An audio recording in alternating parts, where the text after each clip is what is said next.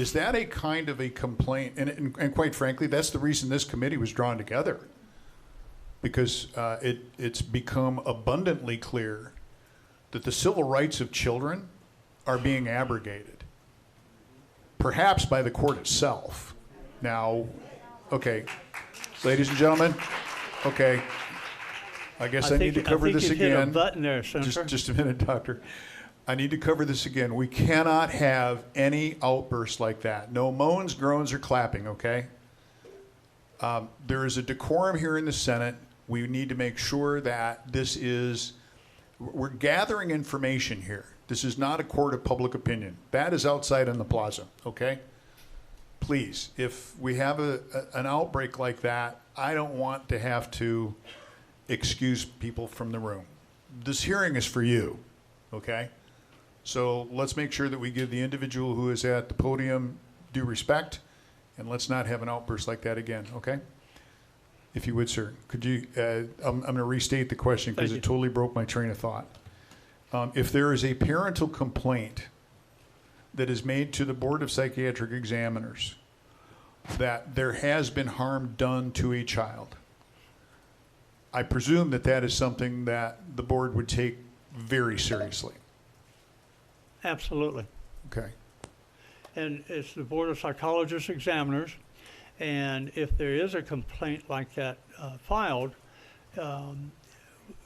we cannot go on hearsay, we cannot go on third-party information, so we look for original documents of such neglect or abuse or intimidation or threat of intimidation or absence of their legal rights. And so hopefully the complainant will provide that type of information. That's what we can act on. We cannot act on one parent accusing the other parent. As you so said this morning, you don't want to hear about a parent who's not in the room. And so we cannot act on information where there's inadequate documentation to support the claim. And for the clarity, Doctor, I'm not talking about parent against parent complaints. I'm talking about the complaint of a parent to a mental health care provider. Yes, sir. So, for example, I'll just throw a hypothetical out there. I'm not going to ask you to answer it, but you have a parent who is in a session with the child, and something in that session occurs where the parent observes a behavior by the provider and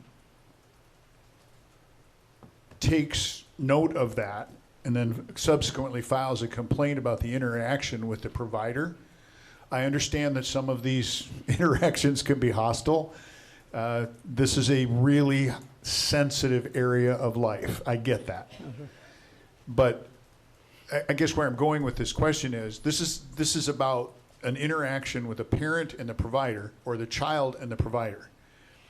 Do you also take into account first-person testimony from the child themselves, the minor themselves? We do not. We don't have a child advocate on staff that can sit with the child to take that type of information. I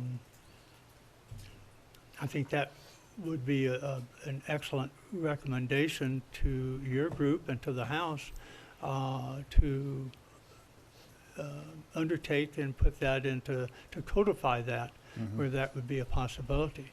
It seems like it would require a child advocate to be there, and someone would, the board staff would have to interview the child perhaps and gather that information. Is that approximating an answer to your question? You're right over the target, sir. I've long wondered why, in cases that drag on for more than a few weeks, why a guardian ad litem or a similar child advocate isn't appointed by the court to see to it that that child's civil rights are protected. If I may, I think that's I have seen that done frequently.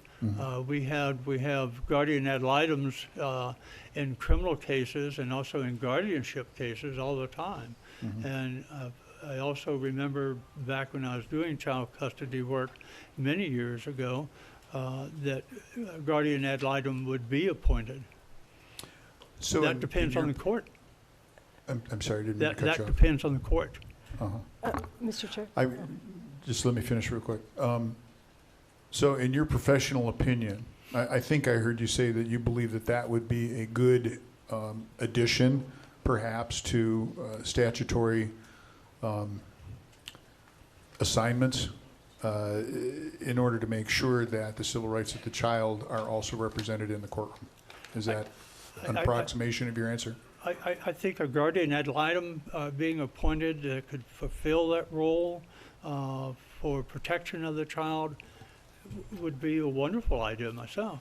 All right. I don't know why it's not done more often, perhaps. That is a head scratcher. I don't Okay. know. Representative Fink. Yeah, I apologize, Mr. Stewart. And along with that fact, because I've many instances where I've had people come to me where the child is with the psychologist and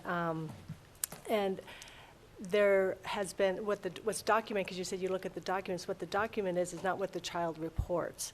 So therefore, and that happens quite a bit. And so therefore, when you do your due diligence, that is not documented in those reports that you receive.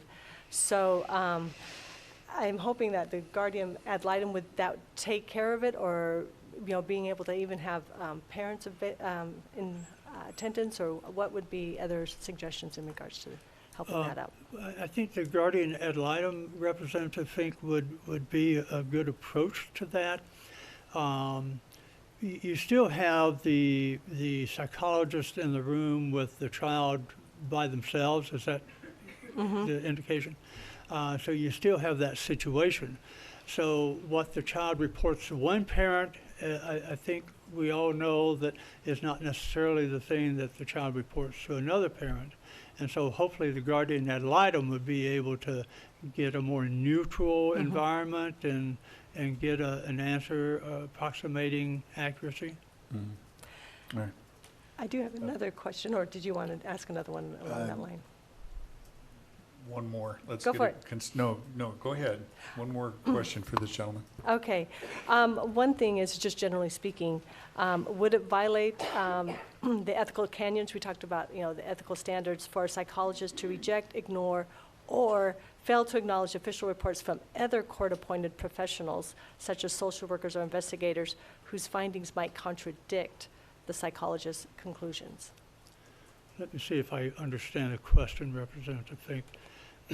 Should the psychologist examiner consider reports by other professionals, social workers, licensed professional counselors, substance abuse counselors, marriage and family therapists, that contradict the findings of the psychologist? Correct.